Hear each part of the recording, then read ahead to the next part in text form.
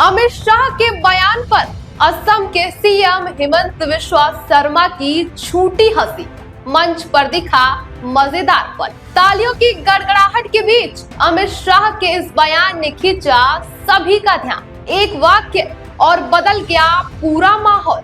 आखिर गृह मंत्री ने ऐसा क्या कह दिया कि खड़े होकर तालियां बजाने लगे लोग। पूरे देश के सामने कहना चाहता हूं कि मैं अगर इस मिसिंग यूथ फेस्टिवल में न आता तो ये अद्भुत नजारा देखे बगैर मेरा जीवन अधूरा रह जाता। ये अद्भुत नजारा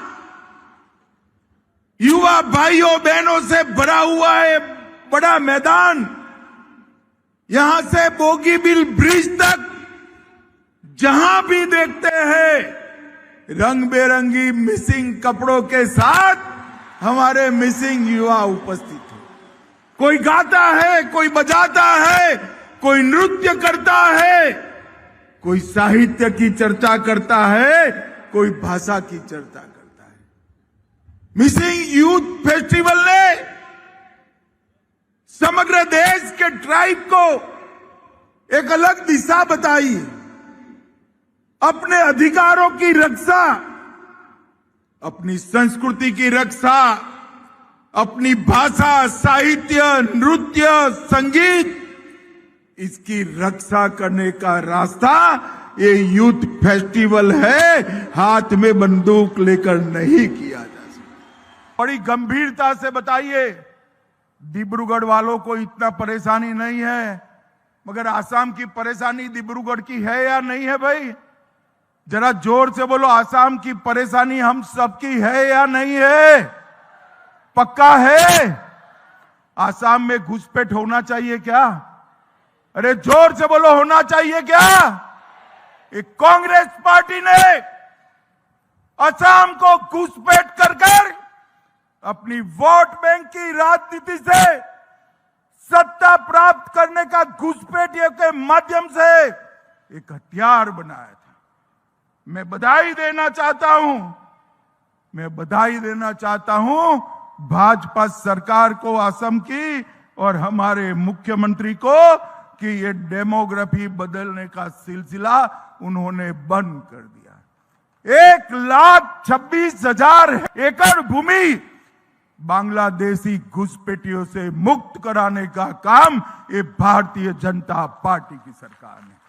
और मैं आज आसाम की दूसरी राजधानी की भूमि पर वादा कर जाता हूं, हेमंत जी के नेतृत्व में यहां पर तीसरी बार भाजपा सरकार बना दो, एक एक घुसपैठियों को चुन चुन कर आसाम के बाहर हम निकालेंगे।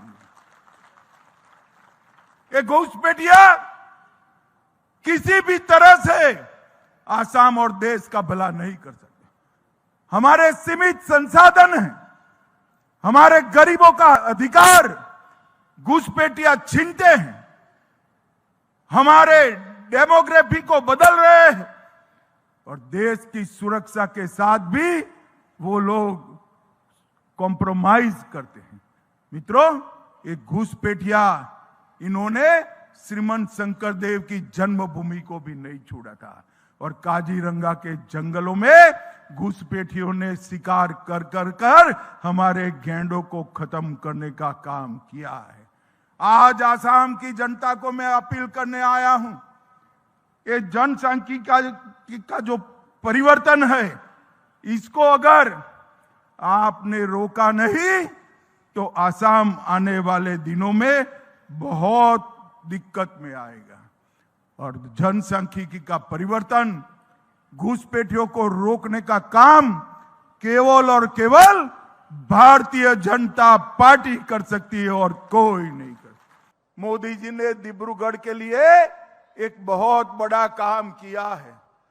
थोड़े दिनों पहले 26-27 जनवरी को भारत सरकार ने यूरोपियन यूनियन के 27 देशों के साथ फ्री ट्रेड एग्रीमेंट करा और ये फ्री ट्रेड एग्रीमेंट का फायदा, सबसे बड़ा फायदा हमारे आसाम के डिब्रूगढ़ को होने वाला है भाई। अरे भाई ताली बजा दिए, मैं पहले पूछो तो कैसे।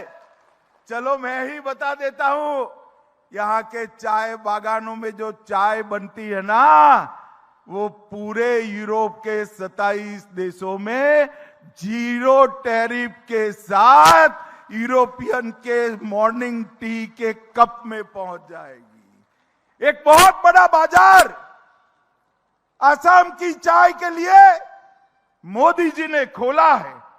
एक प्रकार से 27 देश जो विश्व के व्यापार का 1/3 हिस्सा है, वो 1/3 हिस्से में हमारी चाय 0 टैरिफ के साथ वहां पहुंचेगी और हम बाकी देशों की स्पर्धा में हमारा और मुनाफा कमा पाएंगे।